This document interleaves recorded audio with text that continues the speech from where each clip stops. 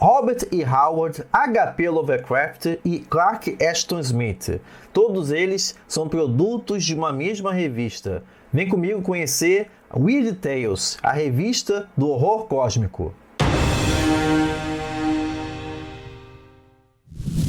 E aí, tudo fantástico com você? Nesse episódio aqui da série Pulp é Pop, eu vou contar uma história de uma das mais influentes revistas Pulp. E quando eu falo influente, é no sentido de ter deixado marcas que estão presentes na literatura fantástica nos dias de hoje. Eu estou falando aqui da Weird Tales. Weird Tales que já começa a mostrar, pelo seu próprio nome, que ela se diferenciava de outras revistas. Por quê? No sentido enquanto que grandes revistas Pulp eram especializadas em ou literatura de ficção científica, ou literatura de fantasia, ou literatura policial, literatura de crime, literatura de amor, a Weird Tales era tudo isso junto e misturado. Por isso até mesmo que até hoje é difícil você traduzir especificamente a palavra weird para português, porque o que é weird? Weird é estranho, weird é insólito, weird é bizarro. Então é por conta disso mesmo que o weird ele acaba sendo uma palavra que dentro da perspectiva literária ele é uma entrepalavra, que acaba levando a esses gêneros de entre fronteiras, onde uma coisa se cruza com a outra. No caso, a gente vai ver que a Weird Tales, desde o seu surgimento em março de 1923, já vai mostrar essa pegada de abraçar diferentes perspectivas da literatura fantástica. No caso,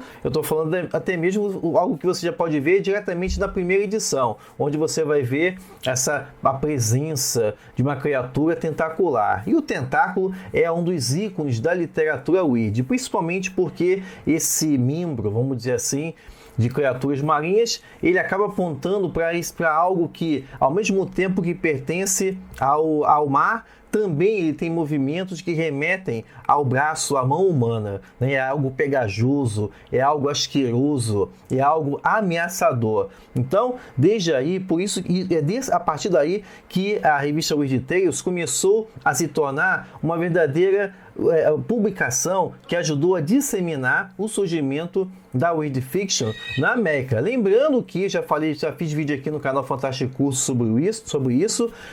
O Weird Fiction não nasceu nos Estados Unidos, né? Quando eu falo não nasceu nos Estados Unidos, eu digo porque na verdade já tem uma influência europeia.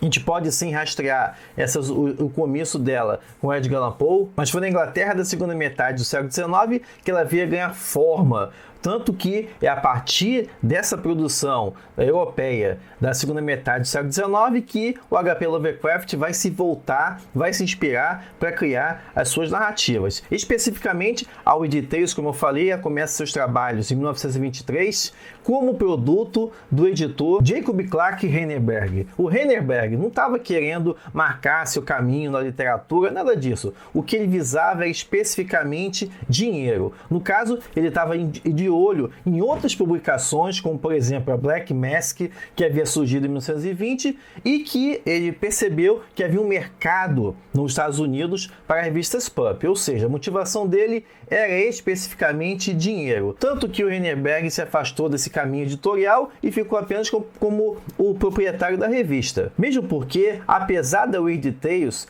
ter uma das mais longevas histórias dessa indústria pulp, e quando eu falo longeva, é no sentido de que ter publicado 279 edições num período de 31 anos, ela nunca foi um sucesso de vendas. Mas apesar dos seus poucos altos e muitos baixos, a revista acabou batizando, inclusive no nível acadêmico, a expressão do fantástico conhecida como Weird Fiction. Foi na Weird Tales, logo no seu ano de estreia, para ser mais preciso, em outubro, que o H.P. Lovecraft encontrou espaço para suas publicações. E até o conto Dagon foi o primeiro conto do Lovecraft publicado aí na Weird Tales. Nesse sentido, é bom até destacar que o Lovecraft andava tentando publicar suas revistas, mas até mesmo pela temática dele, que um lado pendia para o horror, outro lado para ficção científica, ou seja, ficava nesse entre-lugar, que é o típico do Weird, foi na Weird Tales que ele encontrou espaço para poder publicar suas histórias. Tanto que ele mandou logo 5 histórias para serem avaliadas ali. Foi justamente na Weird Tales que a gente vai ter também a presença de outro escritor, Robert E. Howard, que também se tornou sinônimo de ficção weird, inclusive com a morte do Robert E. Howard, quando ele se suicidou ainda jovem. Isso foi um duro golpe também nas finanças da própria revista Weird Tales, considerando que o Robert E. Howard era um escritor que vendia bastante na revista. O que pode ser dito é que, por vias tortas, o editor que sucedeu o fundador da revista, o Jacob Henneberg, acabou ajudando a Weird Tales a ter o seu status como revista que abrigava diferentes expressões. Estou falando aqui do editor Edwin Baird. O Baird, ele não tinha muita sensibilidade como editor e acabava aceitando praticamente tudo que os escritores mandavam no período. Aí, nesse aspecto, acabou que a Weird Tales se tornou uma revista que não tinha uma identidade própria. Mas, se por um lado isso era negativo, por outro isso acabou abrindo espaço para uma diversidade que acabava agradando os leitores. Depois do Edwin Baird, foi o editor Farnsworth Wright que a Weird Tales finalmente encontrou seu espaço enquanto uma publicação mais orientada para histórias de horror e de fantasia. É aí que começa a grande fase do horror cósmico da revista, abrigando histórias do próprio Robert E. Howard, como eu comentei, do Robert Bloch, do Frank Belknap Long, entre outros. Outra coisa a se destacar é que desde a sua primeira edição, a Weird Tales também reeditava obras de escritores do passado. Então, Edgar Allan Poe, Nathaniel Hawthorne, H.G. Wells, William Blake, Mary Shelley e até Charles Baudelaire também apareciam na revista. Assim como outras revistas pulp, os anos 50, como eu vou falar mais pra frente, foi um período muito duro para essas publicações. Ela acabou morrendo. Mas, assim como as criaturas que habitavam suas páginas, ela acabou ressuscitando nos anos 70, brevemente entre 73 e 74.